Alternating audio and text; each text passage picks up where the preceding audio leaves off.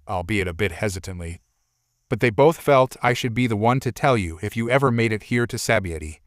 Naruto must have accepted that answer, because his burning knuckles sputtered and died abruptly. But the words had not left him unscathed. There was a strange, deadened look in his eyes now, one that bespoke of joy, confusion, loss, and finally, furious relief. Robin saw this and touched her hand upon Naruto's shoulder. Just a touch, a simple brushing of the fingers, a brief caress traversing the valley between his shoulder and neck. Then it was gone. This did not go unnoticed by the remaining Straw Hats. Almost instantly, the anger leached from Naruto's face. His shoulders seemed to sag for a moment, as if to say he was angry, not stupid. Naruto remained hunched over the keep and swirled the contents of his glass, watching the alcohol ebb and flow with the cup before smashing it to his lips and bringing it crashing down on the countertop. If not for the restraining hand on his shoulder, he looked as if he might lash out at that very moment. But he did not, and as such, the silence was all but deafening. "Rayleigh, I can't believe you had this secret all along without me knowing it." Finally, it was Shaki who shattered the impasse. "Sorry about that, but the fewer people the better," explained Rayleigh. "Naruto's parents and I were extremely notorious pirates that had been hunted ruthlessly by the world government and the Marines." Abruptly, his expression soured, his gaze falling instead upon the whiskey in his glass. "Just like Portuguese D. Ace was." "You fear they will do the same way to Naruto as they did to Fire Fist Ace?" Robin asked, doing her best to conceal the small FLC curve of dread that flitted across her face. Robin, many things though she was, had also been shaken by the death of Ace. But unlike the rest of the Straw Hats, she held a more personal stake in the well-being of his successor, and the thought was an ache that awoke inside her that she'd has never known before, and for a moment, the intensity of it startled even her. He was already hunted relentlessly as it was. "Yes," said Rayleigh, "I never knew Roger had a child with Portgas D. Rouge, so it was a bit of a surprise that he never told me or the rest of his crew." His gaze slid to Naruto, as though his grandson might somehow compound his story with further facts. Which, of course, he did. Naruto was simply too proud to be passed over. Given the opportunity and the motive, he shone like the sun. And thus, he shined. "Well, back then, I didn't know Ace was really the son of the Pirate King," Naruto resumed. "But from what Granny Tsunade and Pervy Jiraiya told me, the world government had been killing a large number of pregnant women in order to ensure the bloodline of the Pirate King was terminated." His fingers drummed across the countertop as he said this, not from anger, but from an incessant desire to occupy the power thrumming within his fist. "That they did," said Rayleigh. "Minato and I were somehow able to keep our father-son relationship a secret to the world, save for Tsunade and Jiraiya. Yet despite the fact that we kept it a secret, Minato decided to follow my footsteps and become a pirate anyway." "Minato? Would he happen to be Yellow Flash Minato Namikaze?" Robin asked. "That he is," Naruto's scent practically swelled with pride. "Bachin and Erosnan told me he was one of the most fearsome pirates to ever exist in the Grand Line. He was the eater of the teleportation fruit, a devil fruit that allowed him to travel vast distances in an instant, just by picturing the place in his mind." His explanation was greeted by somber expressions, as all of the Straw Hats were eerily reminded of how they'd been sent flying by a man with similar powers, Bartholomew Kuma. And Minato's powers exceeded even those. Robin, however, chuckled softly at the mention of Naruto's father. "I think I'm beginning to see a bit of a resemblance here. He was nicknamed the Yellow Flash due to his powers and yellow hair," Rayleigh added. "Unmatched in speed, cunning, and skill. Whether they be pirate or marine, anyone would rather retreat and face the gallows, rather than face him." For a moment, the faintest wisp of nostalgia flitted across his features. Because of his reputation, he was one of the most infamous pirate ever alive, even invited to join the Shichibukai, though he declined the offer. "If he hadn't, I might not be here," Naruto murmured, more for Robin's sake than his own. Then his gaze slid to Rayleigh. "Oh, and by the way, thank you." Rayleigh laughed. "I should be thanking you.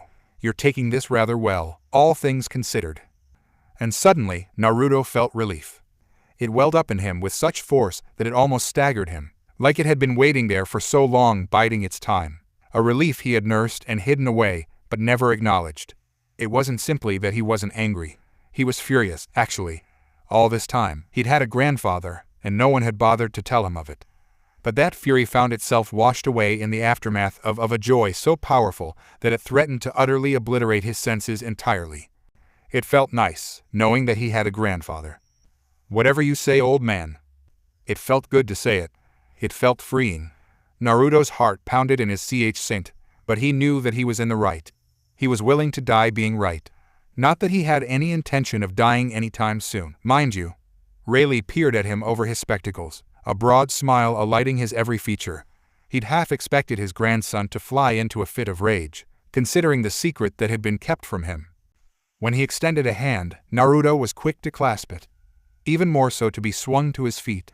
Gone was the hesitation. Gone was the indecision. Gone was any semblance the likes of discomfort he had known thus. In its place was his usual overwhelming self-confidence, renewed by the fact that he, turning to the rest of the Straw Hat Pirates, Rayleigh said, "The Flying Fish Riders are already on their way here with Brook. Sanji is looking for Zolo and has himself a snail you can contact.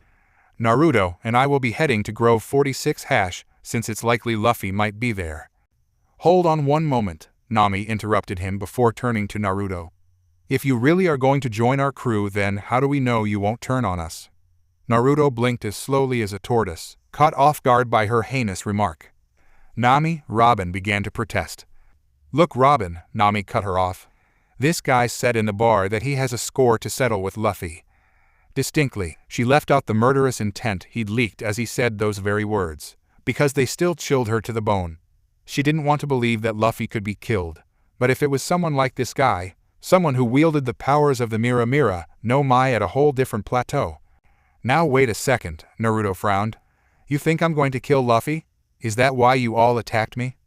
"Based on your tone, said Nami. "You seem to want Luffy for some grudge in the past." "Why else would we attack you?" added Usopp. "I'm ready to fight you to the death before I let you harm Luffy." "Aye," Chopper seconded. "You'll have to go through all of us first." Everyone's sweat dropped as they realized that, despite his vehement protest, he was still hiding behind the hulking cyborg. It was almost laughable. Really? No, it was laughable. Hence the reason Naruto surprised everyone. He laughed. "You're all idiots." "It's not what you think," said Robin. "I'm not surprised you've forgotten about him, Usopp." "Huh?" Usopp replied with gasp as Naruto departed. "What you mean? I've never met this guy before." "Are you telling me you've forgotten about Alabasta?" Robin asked Usopp with a smile. Usopp blinked. Once, twice, 3 times. "Huh?" Naruto was still laughing. "I get it now. Really, I do." He managed to squeeze out the words between copious bouts of innate laughter. "You guys thought I was going to kill him. Ha!" He slapped his knee in genuine amusement. "That's a good one." He watched as realization dawned in their eyes, save for Frankie, who seemed all the more confused and burst out, laughing so strong that he nearly cried. Such was his amusement. "Oh, whoa," Frankie bellowed angrily. "Somebody want to tell me what's going on here, huh?" Robin whispered in his ear. "Eh," Frankie performed a double take, then a sudden about-face. "Really? So that's what this is all about?" Robin nodded mysteriously. "Really?" Naruto nodded, scrubbing at his amused, moist eyes with the back of his hand. "That bastard beat me in an eating contest. I'll tell you all about it." "Wait." Naruto turned, regarding the one who had spoken with a rubbered iris. "Yes?" "Before you go anywhere, I have a question that needs answering." Nami stalked toward him, still shouldering her climateact. "That treasure you mentioned, just exactly how much was it worth, anyhow, huh?" "About $100 trillion. Naruto shrugged, nonchalant. "Why do you ask?" Excluding Nami, everyone face-faulted, save Nico Robin, though even her eyes did widen slightly at the amount mentioned. "Really?" Nami pressed in, her eyes all but glittering with dollar signs. "Say, what exactly did you do with all that treasure?" "Why, I gave it all away, of course." Naruto said this as if it were the most obvious thing in the world. "Is there a problem?" "Oh, no, that's great what," Nami shrieked. "What do you mean you gave it all away? All of it? You just tossed it out the window." Now, during a tantrum such of these, even the men of the Straw Hats feared their navigator. Whenever money was mentioned, she became all but obsessed about it. And when she lost money, Well, let us just say that the circumstances often turned out to be less than pleasant. Hence the run that Frankie, Usopp, and Chopper, now cowered in a corner as said navigator through, had what might have been her worst episode yet. Naruto didn't so much as flinch. There was no such tossing involved. He snapped right back, his forehead smashing against hers in retaliation towards the sudden intrusion of his personal space. I gave all of it to charities and such. What's wrong with that? I can't believe you, Nami shouted. What kind of idiot throws away that much cash and doesn't keep any of it for themselves? Oh, I know, you. Says the woman who'd give an arm and a leg for a few hundred berries. Naruto retorted flippantly. Says the idiot who gave all of his away. Nami's hiss was all but demonic. Lies. Wait, what? Nami blinked, caught unawares by the sudden accusation. Are you calling me a liar now, too? Indeed I am, Naruto barked, his forehead still mashed against hers, the two of them still engaged in their strange, two-before-shouting match. Honestly, how can someone so beautiful be so soullessly greedy and dense at the same time? It's maddening, I tell you, maddening. It was then that Nami realized just how incredibly close she had gotten to him in her ire. Again with the compliments? Nami felt her cheeks darken as she backed away, unsure of how to respond to his sudden vehemence. I can't tell if he's being serious or wait. Why am I blushing? Am I? I am, gods. WW what do you mean, exactly? Nami cursed herself for the stammer, but it was too late to take the words back. What makes you think I'm Ling, huh? Why was it so incredibly hot all of a sudden? Her skin felt hypersensitive as Naruto retreated, his fingers briefly brushing across her shoulder, prickling across her back with goosebumps. Her thoughts went maddeningly awry, and it took every last ounce of her resolve to stay focused on the task at hand, because Naruto was speaking again. Well, I didn't give everything away. Naruto amended crossly. Several artifacts were too dangerous, so I held on to them for safekeeping.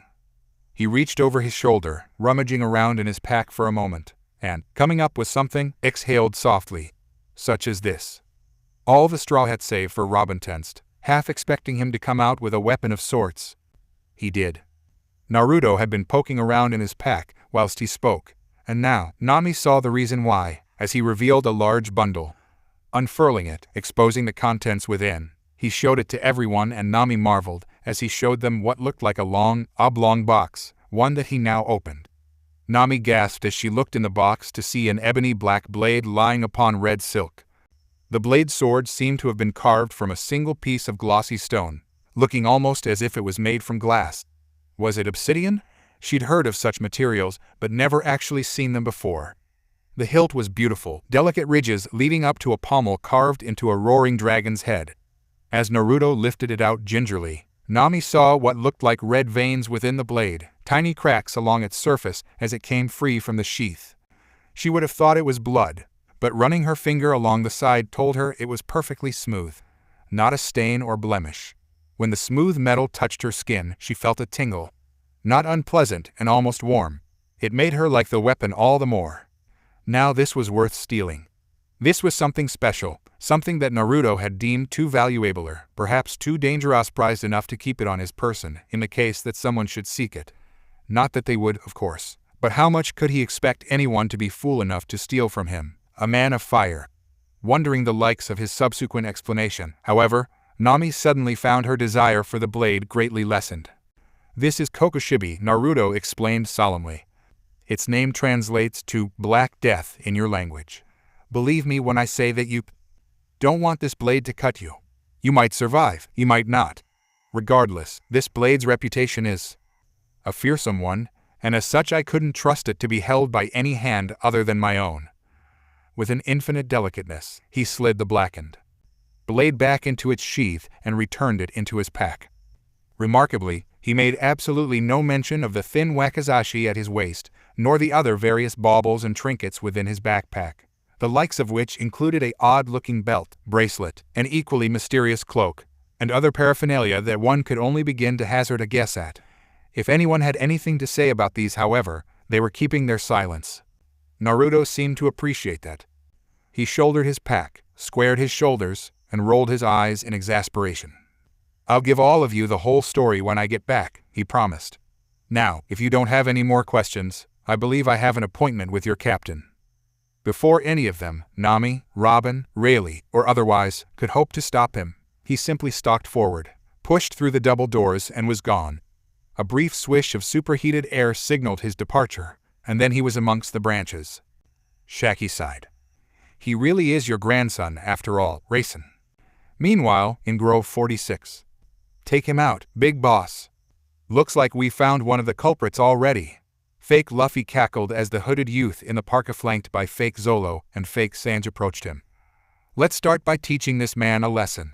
And just so you all know, what you're about to see happen to this man is the same thing that's going to happen to you if you ever have the nerve to defy me. So take that as a warning. Zoro, Sanji, do you know this guy? The fake mustachioed youth asked, recognizing the brash lout as the one who'd impeded him prior to his arrival. Thing is, I ran into him earlier. But before the charade could unravel further, a loud crack echoed throughout the air. That's as far as you go, pirate scum. A voice exploded across Grove 46. Straw Hat Luffy and all you minions, I suggest you come quietly. We have sealed all exits from Grove 46, and there is nowhere left for any of you to run. Suddenly the grove was filled with the rasp of drawn blades, clacking of cannons, and shuffling of many feet. Each and every gaze turned toward the sound, only to find that the officer had indeed spoken the truth.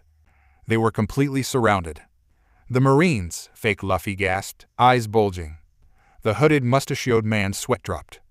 How did the Marines know I was here? Sea Captain, fake Sanji wailed.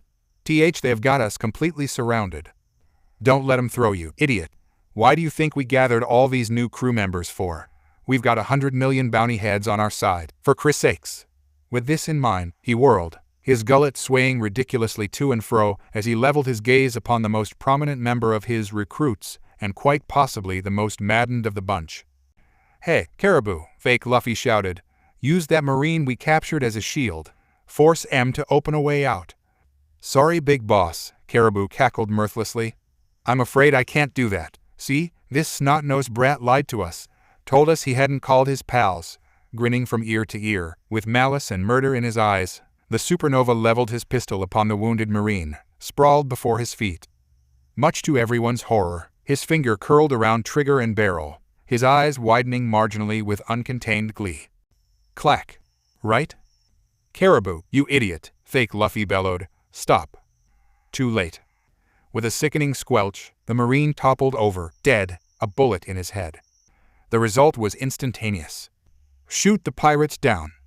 Before either force could collide, a blazing current of flame enveloped the clearing. Evolving from orange to yellow then red, it boiled through across the void, separating them from each other and one another. It was a veritable pillar of the inferno, spitting and snarling and snapping at all those nearby, for it would suffer no trespass. Any who dared to brook such an offense were subsequently reduced to ashes. Snapping and crackling, those ashes smoldered away in the wake of his arrival. Well now, what do we have here? Slowly, they resumed human form. Slowly, ever so slowly, they assumed the shape of sapphire eyes, roughened blonde bangs, and a whiskered visage, one as easily recognized as it was unlike any other. Before, he had been relatively unknown. Now, with no cowl with which to hide behind, he appeared in a great, glorious gust of smoke and flame, perching upon the nearby bough of one of the many mangrove of Shabondi archipelago. He smiled softly, his great gaze scouring the clearing clean, bringing a halt to the fighting before it could even hope to begin. The silence was deafening. Deedy like a shroud, it hung over the grove, thick and palpable. No one moved. No one breathed. All eyes fixated upon him, this burning man who wielded 4 blades, this Oni of fire and ash, this smoldering specter that loomed over them like God himself, ready to dole out divine judgment upon the wicked. BB burning will? Fake Luffy gawped openly, sweating now, like the pig he was. You mean he actually came here? Naruto cleared his throat, and every pirate, every Marine, flinched. Gentlemen, Naruto began slowly, very slowly, I be placed in a bewilderment. His gaze swept across the deck, scouring for any sign of the instigator that had so roused his wrath, locking upon one Damalo Black. Here I came here, looking for Monkey D. Luffy. He thrust a hand imperiously towards the cabin, towards the fake Luffy. And upon a sudden, I find this, a crew of impostors. Sailors abandoning their posts, without orders, without leave. Men before the mast, and taking the ship for themselves. What be that, I wonder, he mused aloud, refusing to smile at his crudely crafted metaphor. He let the silence hang, until everyone choked on it. Mutiny, someone shouted suddenly. Naruto didn't skip a beat. He didn't care that he couldn't see them. He knew the voice by sound alone. It was Termari. She was here somewhere, hiding amongst them, tucked safely out of sight. He knew that much. For a moment, he almost laughed at the absurdity of it all. Such a persistent wench. Oh, well, best to make full effect of the chaos she had sown amongst their ranks. Again, Naruto held a hand to his ear, feigning deafness. Mutiny, came the reply, sounding only slightly exasperated. I? Naruto nodded, his form bending, shimmering, beneath wave upon wave of oppressive heat. Mutiny. And what fate befalls mutineers? He paused, his gaze sweeping through their ranks of pirates and marines like a great, cleansing flame. Now we all know the answer to that, do we not? Flames boiled outward from his fists, eddying forth from his knuckles, swelling with every second. Mutineers. Hang.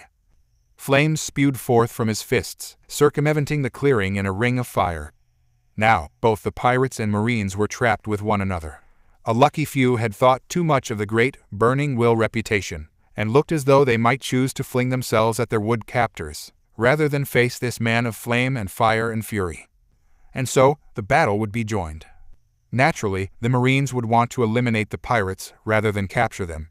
And of course, the pirates wouldn't want to go down without a fight, either. Neither could come to a compromise, as their values were simply too different, the black to the marines' white. Eventually, they would clash. Here, with no hope of escape, save through the flames, their choice was to fight, or to die. At least, that had been the intention. You! A blood-curdling shriek shattered the silence, demanding everyone's attention. Naruto rounded on the sound, flames sputtering, eyes narrowing, becoming furious specks of crimson, as he beheld he who dared to interrupt him. Surprisingly, he recognized him. Naruto knew who this pirate is. He was Wet-Eyed Caribou, a supernova pirate worth $210 million berry. Based on the rumors he heard about him, this guy has a violent reputation for killing countless marines, a true psychopath. He also recognized the large, rotund, egg-shaped man at his side, his brother, blood-splitterer Korobu. Wicked and violent, they were both born killers, and now one of those killers had singled him out and turned their wrath upon him. Lovely. "You-ah-woo," Caribou shrieked, "you're finally here." Naruto gawped, aghast as the man stalked forward, the mass of pirates and marines parting before him like the Red Sea. What in the... I've been waiting a long time for this, Caribou snarled at Naruto. A long seeking time for this to kill you. Every time I killed a marine or anyone that crosses me, I think of you, you bastard. Now you're going to die slowly and painfully for what you did to me. He pranced around, stamped his feet, and flailed his long sleeves at an equally incredulous Burning Will, the latter beginning to wonder if the former had finally lost his mind. Say what? Naruto asked, confused by what this pirate had just said, to which his flames slowly dimmed. He'd never seen this man before. He knew him by reputation only, a reputation that nearly rivaled his own in terms of blood. That was where the similarities ended. Whereas Naruto spilled blood for the sake of the righteous, Caribou simply killed anyone and everyone for the thrill of it, because he was just that, a man who reveled in bloodshed. Don't act like you don't know me, Burning Will, Caribou snapped. And don't act as if you don't remember what you've done to me. I'm sorry, Naruto repeated in a more confusingly irate manner. I've never seen you before in my life. Now, if you know what's good for you, you'll leave me alone, Caribou. What? I said, beat it, small fry. Naruto all but snapped. I'm not in the best of moods right now. Attack me, and you'll receive no mercy. You mean you really don't remember me? Caribou hissed. You've forgotten what you did to me? Look, for the last time, I've never seen you before. Naruto's confusion had only succeeded in pissing off Caribou even further. Bastard, he screamed in a rage as he flung himself at Naruto with bloodlust in his eyes. Heedless of the danger, heedless of his own peril, heedless of anything but the terrible red haze that clouded about his vision. He'd kill him. He'd make him pay. Him. All of them. All of those who'd ever make him look like such a fool. All those who'd betrayed him. All of. He never made it. A blast of black fire struck Caribou in the ch. He screamed, a peal of terror that turned into torment as he fell back onto the floor. Everyone turned and realized that none other than Burning Will had done the deed. His gloved hand still held out before him, and wreathed in black flames. Caribou clutched at a pool of shadow that spread across his torso, his eyes growing wide and large as the rippling flame began to spread. What the hell? Naruto shook his head, smoothing his roughened bangs with one hand. I warned you, didn't I? He sighed. Now, you'll pay the price. He gestured with his flame-sheathed hand, and the flames encroaching Caribou responded voraciously. It grew, and appeared to be eating him. No, Caribou wailed, realization dawning in his eyes, the understanding of his fate, finally at hand. Pirates, marines, and bystanders alike watched in dull horror as his screams turned into shrieks. He spasmed wildly, dropping his pistol and struggling as the flames enveloped him with a terrible, terrifying slowness. It washed over his arms and his legs, and then finally swallowed his head. His screaming ended abruptly. The shadow-covered body for Ithai's massing of flames could no longer be called a person, flailed about twice more, and then the blackness simply collapsed, leaving nothing more than a seep pool of liquid on the floor. The greenish liquid slowly slithered across the grass, hissing and sizzling wherever the sunlight touched it. Naruto watched the strange, swampy ooze for a moment longer before he blinked, subsequently extinguishing the slow-burning flames. Then he turned his gaze upon the rest, marine and pirate alike, and he scowled. He wasn't quite sure if Caribou was a Loja. Most men turned to ash beneath the flames of the Amaterasu, but whatever he was, the reputation he'd earned over the years did him little good as a pile of seeping muck. He'd deal with him later. Now, Naruto began slowly, calling out to those below him. Have any of you seen Straw Hat Luffy? All fingers pointed toward the fat buffoon standing upon the deck. Naruto's left eye twitched. That isn't him, you dolts, that's a fake. Eh? Fake Luffy, and all of the imposters quailed as thousands upon thousands of angry eyes turned upon them. The word of Burning Will was not to be questioned, apparently. Now they realized this too late, much too late. Naruto permitted himself a brief moment of satisfaction as they prepared to meet the fate they so deserved. Then he cast it aside as he would so much refuse, because the angry clamor had become all but deafening. Like I said, where's the real? A faint prickling in the back of his neck was the only warning Naruto received. Veen. Then the branch, the bough upon which he'd been so firmly perched, exploded. He had only an instant to react, only a split second to see the particle beam of light as it rushed forth from an unknown location. Then he was gone. Bits of bark peppered across his coat as he fell, plummeting toward the earth, feet first. Naruto was unconcerned. His mind was already awhirl, leaving his body to absorb whatever impact might befall him. There was only one man capable of such an attack. Sit, he swore as the ground rushed up to greet him. They sent Kizaru here already? He barely even registered the fray as he landed, scanning the crowd for any sign of the admiral. Instead, the forms of not one, not two, but three hulking Bartholomew Kumas reared up before him, each completely identical, each moving toward him, and each ravaging the horde of pirates as though they were naught but children in their effort to try and apprehend him. Yuho. It's the pacifist ass, someone screamed, just before he was crushed underfoot by one of the hulking behemoths. Another pirate hazarded a slash at the approaching titans, only to be caught up in an explosion as the giant opened its maw and spat a golden stream of light in his direction. Naruto watched the man die and blanched. So this, then, was a pacifista. He'd read about them, he'd heard the rumors, but still, to see one up close. They really did look just like Kuma. It was unnerving. Even more so, that they were wielding the powers of Kizaru's Pika Pika no Mai. What are the Marines' elite human weapons from the war doing in a place like this? Another pirate cried, weeping as he flopped into the dirt, utterly unable to take on such a terrible abomination such as these. Most of the pirates seemed to be suffering a similar fate, even as they realized that they'd been deceived. Naruto didn't so much as spare an errant thought for them and their fate. Fools would always die fools, so it seemed. Instead, he stood his ground, watching as the invincible human weapons of the world government came hurtling toward him. He spied Sentomaru within the chaos of marine versus pirate and smiled softly to himself, but made no move to confront him. So that was all they were going to send, then? A couple of antique pacifista and Sentomaru. In the time that it took for him to blink, Fake Luffy had already been viciously clubbed across the head by the axe-wielding Marine, while the remaining imposters quite literally quit the field. Let them take their chances with the flames, he mused to himself. Their fate is none of my concern. His relief, however, turned out to be temporary. Pirates, Burning Will, Uzumaki Naruto, and Straw Hat Luffy identified. One of the pacifista announced, its calm, monotone of a voice ringing out over the clearing. Seconds after the fact, Naruto realized that, during his musings, most of the pirates had been captured, and he was standing conspicuously out in the open. He was dimly aware of that he'd been detected, but somehow he couldn't quite focus on the task at hand. Instead, the words Straw Hat Luffy rang through his head like a clarion call, filling him with an elation that he hadn't felt since 2 years ago. Take them out, PX5, Sentomaru ordered. You too, PX2.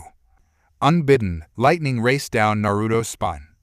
Luffy, he's here? Where? He half-turned, hoping to find him over his shoulder. Instead, he became deathly aware of the resounding explosion that deafened him, throwing a hail of timber and soil at his back as the deck behind him detonated. He watched as the obscenely large pack filled to the brim with various foodstuffs, spun past, and landed not a yard away from him. Whoa, a terribly familiar voice shouted. Man, was that close, and what was that for? All my precious food is in this bag, you know? All of the pirates and marines cried out as one, and pointing and shouting and screaming, gibbering like they were frightened schoolgirls. They couldn't believe their eyes. He wasn't dead. Monkey D. Luffy, the son of Dragon, was here, alive, in Shabundi. It's the face from the wanted postier. Naruto was stunned. Luffy? Save for the X-shaped scar on his CH scent and some new attire, he hadn't changed at all. He frowned indignantly at the pacifistas who had nearly incinerated him, but otherwise, he remained unharmed. It was impossible not to recognize him. The straw hat, the stitched scar beneath his eye, heck, even his voice was nearly the same. For a moment, he didn't know what to say. Don't tell me you're going to get in my way again, he called down to Sentomaru. I don't have the time to deal with you right now. Naruto watched the two of them bicker for a moment longer, before he finally realized that this was not a dream. And this was, in fact, the genuine article. The pirate he had searched high and low across the sea nearly for 2 years now. And so he laughed. Luffy, Naruto laughed aloud, unable to say anything else, such was his enthusiasm. It's you, it really is you.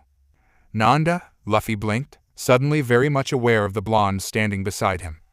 Who are you? He squinted at the blonde whose body roiled and broiled like so much flame, and he found his words taken away as he recognized the color of those flames. Because this was the very same power his brother had wielded, prior to death. Wait a minute. It couldn't be. No way. Naruto grinned wickedly. After all these years, I've finally found you, Monkey D. Luffy. Now, let me join your crew. Luffy blinked, unsure of exactly who this man was, unsure of why he was on fire, and not screaming in pain, or burning, for that matter. Weird. But he looked strong, and if a strong guy wanted to join his crew, the crew of the future Pirate King. Sure, Luffy enthused, but why are you on fire? Naruto couldn't help himself. He started laughing again. Ha, just like that, huh? You haven't changed a bit, Luffy. His laughter was cut short as a beam of light whisked itself past Luffy, who nonchalantly turned his head and let it slip aside.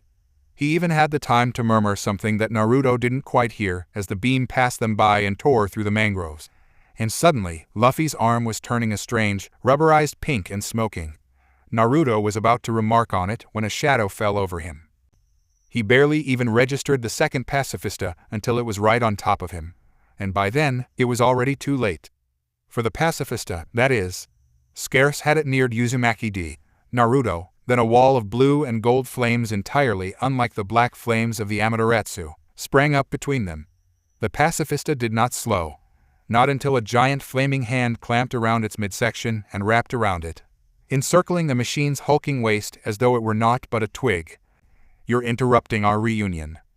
Naruto murmured darkly, eyes flashing, glimmering with red moistness. Out of my way, trash. It was an eerie appendage, this hand made of both bone and flame, and scion of azure saffron curling about the pacifista, holding it fast, hoisting it up, until its feet left the soil, until it was left scrabbling for purchase in the air.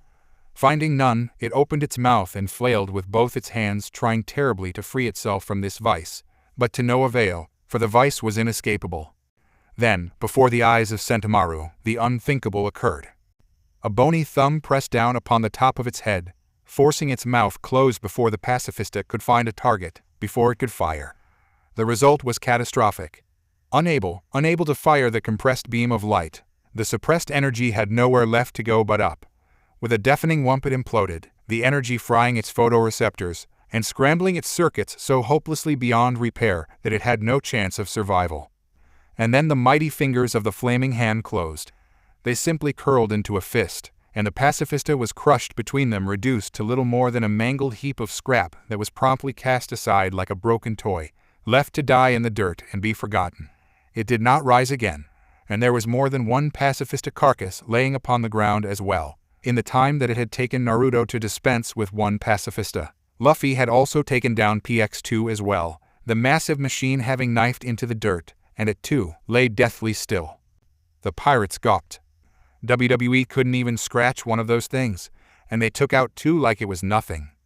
Luffy remained as he was, but it was Naruto's surroundings that had changed. Materializing outward from the ghoulish appendage that had crushed the pacifista, a grisly creature of shadow and flame, and was born. Little more than a human skeleton, the creature loomed over its master, its ghastly appearance bellying the awesome power it wielded, and that of its creator, who stood enshrouded within its ribcage. Gleaming with ill intent, the creature raised its right hand, and within its fingers appeared a blade of blazing luminescence.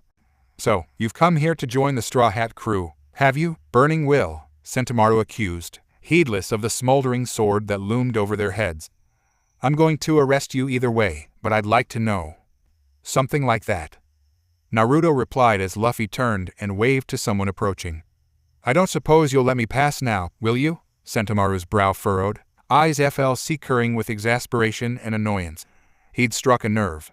Sentomaru still held a grudge against him for the way in which he'd beaten Kizaru within an inch of his life. In the time that it took for him to attack, it would all be over, and he knew this. Still, Naruto wasn't expecting his reply. "Like hell I will," Sentomaru all but snarled. "I'm going to bring you to justice, here and now, for what you've done." "Didn't think so," Naruto muttered. "Well, I don't have time to play with you or whatever Admiral Headquarters has sent after me." Before Sentomaru could broach the subject further, the grim reaper of a creature brought its blade crashing down into the ranks of the Marines, scattering them and kicking up copious amounts of dust.